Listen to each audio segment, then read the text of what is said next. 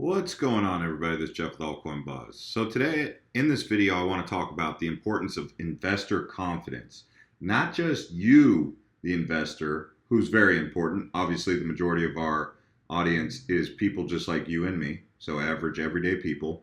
And then you have people who are a lot bigger than us. We know them as whales, but really we call them the top 10%. Some call them the top 1%. And we're going to talk about how their confidence in cryptocurrency is what ultimately is going to drive this market. As an investor in cryptocurrency, you can turn a blind eye to it, but it is what it is. It does exist, right? So let's go ahead and take a look at this. By the way, I just wanted to put this out there. We did tweet this. Here it is. Well, Bitcoin has stabilized at almost exactly $14 per coin. I'm tired of waiting for a jump, so I'm taking the loss and getting my cash back. That was posted on 15 July 2011. So shout out to this guy who was into Bitcoin way back when, right? Tom Randolph. He was into Bitcoin all the way back in the day. And, it just goes to show you how far things can advance. And I'll even one up this and just show you, and because this does something for investor confidence among people like us, average everyday people, right? You can see John McAfee here. I mean, he's even gone so far as to say, lots of people ask me over the past 2 days whether my bet is still on, that I will eat my you-know-what if Bitcoin does not reach $1 million by the end of 2020. He says, absolutely. It is a bet that I cannot possibly use. Use your heads, people. Run the numbers that crypto folks will know. So, I mean, it's kind of crazy, but, McAfee says he's that confident that Bitcoin will reach $1 million. Whether you trust McAfee or not, I mean, that's just an example of someone showing you what this $8,000 Bitcoin looks like right now, right? So before we get into this, I just want to say also on our Twitter, we tweeted out just an announcement. If you're getting any emails from us other than from an at altcoinbuzz.io email, then it is not from us. That's from me, Jeff. We have been told there are people emailing people saying it's from AltCoin Buzz. They're asking, I don't even know what they're saying, but we've just heard that people are spoofing AltCoin Buzz. So if it's not coming from an at altcoinbuzz.io email, so if it's mail at altcoinbuzz.io, that's probably from us. But if it's not from there, then it's not from us. So you can see majority of the people in the altcoin army, they've been in cryptocurrency for 1 month. Since November, December, and then joined in 2017. So the majority of you guys on Twitter are actually fairly new. 3 month old, 3 months into the market is what the majority of you guys are saying. Straight up veteran means you've been doing this for longer than a couple months. A couple years, right?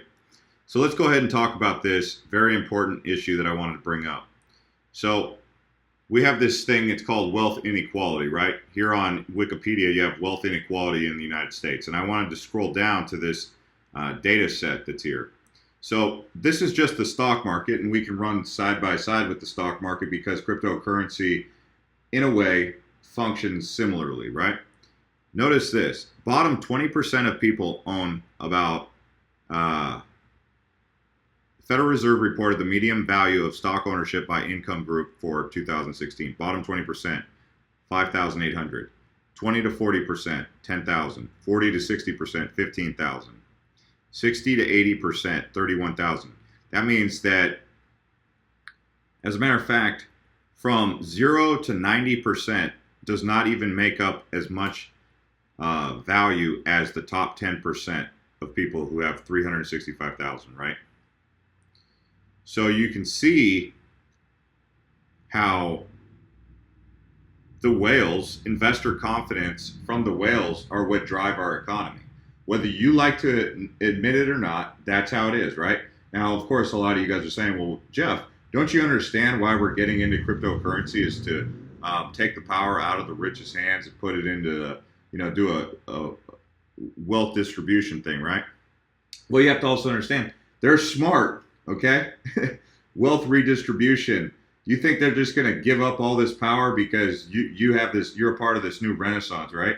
No, it doesn't work like that. They're going to fight back, right? So what you can do is position yourself for an opportunity that can allow you to gain in markets like this, where most of the money, if you just take a look here, I mean, it doesn't take a rocket scientist to watch these charts. You can see by volume how much money's coming out. This is set up by the minute, so you can see we had this nice big run up, this green run up. We dumped a little bit, but you can see right here. Here's someone who bought 2 Bitcoin.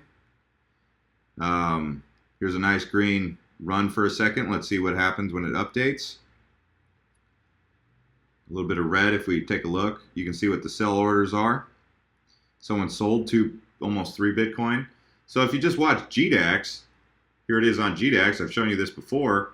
I'm watching to see what some of these orders are. I'm seeing if there's any like 15 Bitcoin or here's an 11 Bitcoin. Someone just bought 11 Bitcoin. This is what I'm watching, okay?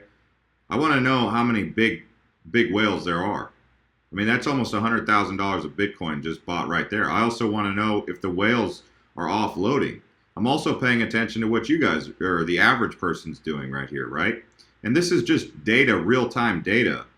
Obviously, you'd have to watch this for days upon days upon days in bull markets, in bear markets, in sideways markets. You just have to watch this, and then that's how you're really going to get your finger on the pulse. Now, I'm not telling you guys, go be like Jeff and go drill down data like that, because I kind of geek out on data. And I'm just a big data guy. I mean, if you want to call me anything, just call me big data. Forget, you can call me blockchain Jay, right? But no, big data is what I really get down with. I mean, get up with, I should say. So let's get back into this. So I want to talk about investor confidence and how that's going to drive this market. So we just talked about how the richest people really make up the most of it, the market. The rich are still getting richer in the U.S., with the wealthiest 10% controlling 3/4 of all family wealth in the country. U.S. family wealth totaled $67 trillion in 2013. This is an article on CNN Money, right? Everyone else is in the top 50% of the country accounted for 23% of total wealth, with an average of $316,000 per family. That leaves just 1% of the total pie for the entire bottom half of the population. The average held was $36,000 for families that fell in the 26th to 50th percentiles. But if they fell in the bottom quarter, they had zero wealth, and in fact were $13,000 in debt on average. So why am I talking about this? What is the point, right? It's because investor confidence. Now, how do we get investor confidence into this market to drive this market? Because we know Wall Street wants to get in. We know that big money wants to come in, and we know it exists, right? And we need more big money to come in to dilute the big money that already is in there, that's able to manipulate the market the way that they are. So instead of having these coordinated sell-offs, what we have now is we spread out. We need more whales, right? Because it's too centralized with just the Winklevoss twins or just a select few people who own the majority of Bitcoin or Ethereum or whatever. So the investor confidence with people with money. Now, let's take a look at this. Here's an example. Matt said this the other day on our podcast. He said, Jeff, you realize 100 people, or an angel investor, a Silicon Valley investor will invest in 100 companies, maybe a billionaire. Let's say this guy's got $15 billion, right? He says, well, I'll invest $1 million in 100 companies. That's a $100 million investment. Okay. He spread it out. He gave $1 million seeds to 100 companies. So to us, that's like, you're like, wow, man, what can I do with $1 million for a startup? Wow, I could do a lot. Or to that, well, to them, because they have $15 billion net worth, it's really not, it's not even 10% of their entire net worth, right? But what they're doing is they're taking out a bet, hoping that one or two of these companies will be the next Snapchat or the next Facebook or the next Google or the next Amazon. So what has happened, we've hit a period of stagnation where those angel investors, those big money, $15 billion people that, you can Google the list and see who's got a billion, who's got 15 billion. Their confidence in the overall market has slowed down. So they have big mounds of money that they're not investing. Now, why do they invest money? They invest money to grow money, okay? So you need that, we're kind of saying, well, hey, take a look at cryptocurrency, because we're inviting them in so that we can dilute out the power of some of these other whales that are in there, because we know that there's centralized whales in there, right? That's part of the reason why we're seeing such manipulation take place, is because we have even though we're decentralized cryptocurrency, we still see it in the market being manipulated. I cannot count how many of you in the comments have made that same comment. Oh, this market's obviously being manipulated. And in the stock market, it doesn't exactly happen like that, where if Amazon goes down, that every other stock goes down. No, if Google goes down, it's possible for Amazon to go up. That's because they have a healthy market with a lot of different variables at play, right? So the reason I'm pointing all this out is because once we get the investor confidence in the blockchain, that's why I hold projects accountable for their deliverables on their roadmap. Because if they're able to get the confidence from these investors, that will bring in more money to the market, which drives up the market cap, which drives up the valuations. And you, the smart, thrifty investor that you are, who's been holding, weathering the storms, you know that the big money, you're not a big fish, right? So you know that big fish exist in the ocean. You could be like a little Nemo, right? You just swim around your little coral reef. But there's tiger sharks, great white sharks, whale sharks, humpback whales, megalodon, whatever's out there, right? You already know that exists. You can't deny the truth. So what you have to do is learn to coexist with them. And that's what we're talking about. When we're talking about investor confidence, what we need from the cryptocurrency space is more of these projects to become legitimate investments for the big money, so that they'll pour in and hold that money, and then more money will pour in too. Because remember, when they have investor confidence, they're coming in because they want to grow their wealth. They want to go from 15 billion to 17 billion or to 20 billion.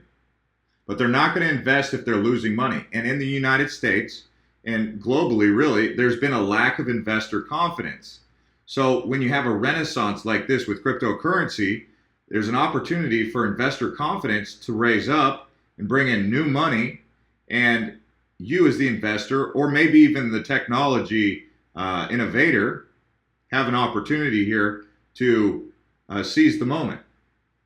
But you have to be aware of this and understand how you're going to manage it.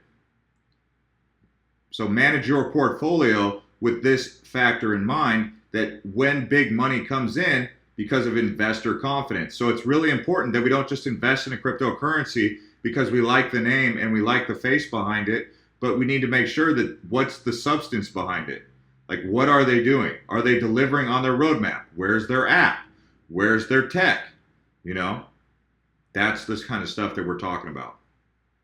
And that will bring in the investor confidence, where the big money will come in, and you, the person who's been in back when it was less than 1% mainstream adoption, will be riding that wave, ups and downs, learning from the ups and downs, taking your profit as time comes, because there's going to be ups and downs. So that's the main point of this. Okay? So I want you guys to, or I want to thank you guys actually for subscribing to us on Twitter. We're at 63,000 now. We've also started an Instagram or Snapchat, AltCoin Buzz IO. You can also follow us at Twitter at AltCoin Buzz IO. So I just put that out. We just created that today for those of you like Snapchat. And I would like to also talk about this. Which one do you like best at the current market price? Many of you said Tron at 3 cents. Let's see where Tron's sitting at right now. Tron at 3 cents is fine. I'll finally say I like Tron now at this price.